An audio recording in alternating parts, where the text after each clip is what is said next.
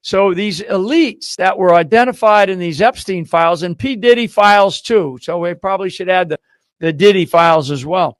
These are Hollywood, corporate government officials, elites, if you want to call them, that are more than likely on these files. There are both U.S. citizens on there, and there's probably some international players, right? And so the status of the 300 missing, these are not apples and oranges. The 300,000 missing are a number that we know from whistleblowers in the government.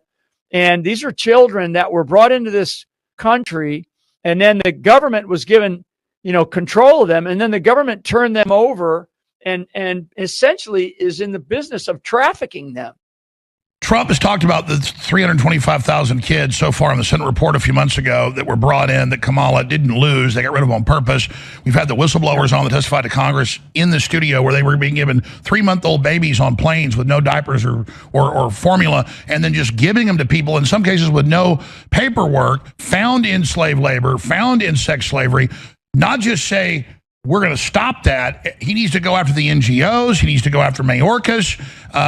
He needs to go after Harris, and then say to the public, we're going to have a federal task force to find the missing children, which is the right thing to do. But then he uses that as the political support of the larger deportations and has at the center of that. And then he has to then destroy the Democratic Party of the last 4 years that did this and ended the DNA testing to see if a kid was really with their family. I mean, this is the smoking gun, General Flynn, as you know. Yeah. And that's the way to first attack the Democratic Party. With that, bring down Mayorkas, criminal charges, after they go into this, get control of the Justice Department, fire all the U.S. attorneys, put his people in, and then directly, not target some little scandal here or there, go right into the human trafficking and the UN NGOs and these charities, instantly smoking gun info. We already have all the witnesses, and then that brings down the Democrats as the human smuggling pedophile party. That is my proposal. What do you think about that? Yeah, so you're exactly right. So when we say the deportation campaign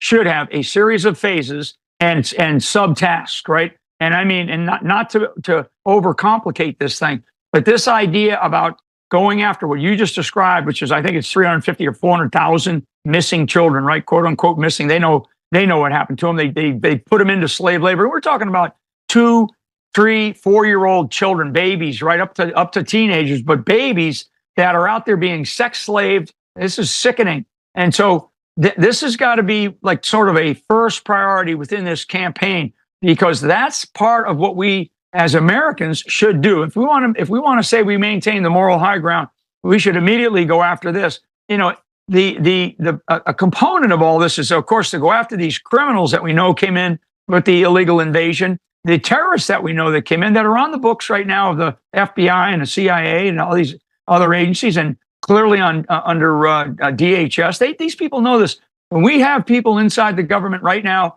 some of whom are whistleblowers who are ready to go to work for us, and there's others that I know that are in the government that have been crushed when they have risen their heads to talk about this kind of stuff. As you said, go after the serious criminal gangs so the public sees it's the right thing to do and that Trump's protecting them. It legitimizes everything else he's doing. That's the right thing to do. Go after the criminal gangs, go after the terrorist, and that's the war right there that's real and unifying and right. People totally get behind him. Then the human trafficking at the same time, which goes right to the Democrats and the NGOs, and then that is the domino that's the right thing to do as well, that brings them all down. And I think people need to understand that the NGOs, and there's a lot of churches, a lot of faith-based organizations that are involved in this kind of stuff. So this has got to be one of these, I don't use the word ruthless, but there's got to be a ruthlessness to the campaign that this undertakes, because some of these NGOs are directly involved, and we know exactly who they are. Some of these are faith-based organizations that hide behind that, and we know exactly who they are. And I will tell you, I keep a list right here. I'll show you this right here. Okay, this is my enemy terrain, and many of them that are part of that. And this is something that I have been focused on for a long, long time. You have a lot of different NGOs. and the Arabella Advisors, right? Arabella Advisors. I'm showing this on your show here because there is a scheme to the enemy terrain and to the enemy disposition on a battlefield. This is the disposition of our foes, right? And a lot of these, their ultimate goal is what I describe as global power and a weak America. On this map are a series of non-governmental organizations, a number of faith-based organizations that are directly involved in the illegal invasion that this country has been experiencing, even going back to Obama, clearly during the last 3.5 years under the Biden-Harris administration. And I'm telling you, these exist. We know where they are. We know exactly how they operate. And we need to go after every single one of these and dismantle this formation. We have to dismantle a lot of this. I mean, this is a George Soros construction, okay? A construction type of